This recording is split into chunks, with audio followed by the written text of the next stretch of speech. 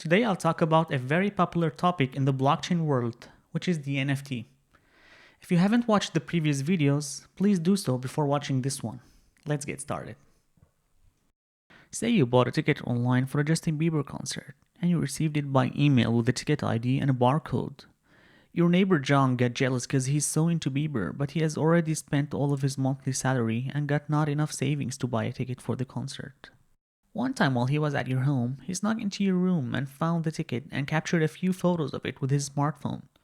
On the concert day, he got there before you and was able to use your ticket to enter the venue. And when you arrived, the staff told you that your ticket is no longer valid, and it has already been used minutes before your arrival. How can we prevent such scenarios? The optimal solution would be NFTs. An NFT is a kind of cryptocurrency that represents things like an image, a song, or any type of files. Every NFT records its information on the blockchain network. These info normally indicate a special ID number, the owner's wallet address, and a URL for the file it represents, whether an image, a song, etc. This helps us solve issues like the concert ticket issue. For example, companies can generate tickets in the form of NFT. In that case, the ticket will be sent to your crypto wallet immediately after the purchase.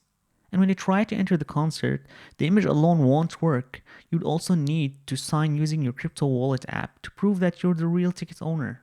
With that said, even if there were 10 people holding a copy of the same ticket, only you could access the venue since you have the wallet that owns that NFT ticket. The NFT stands for non-fungible token, as opposed to regular cryptocurrencies like Bitcoin. They are called fungible tokens. So for example, if you have one Bitcoin in your wallet, it will have the same value as another Bitcoin in your friend's wallet. But if you have an NFT that represents some painting, its value would differ from an NFT for another painting.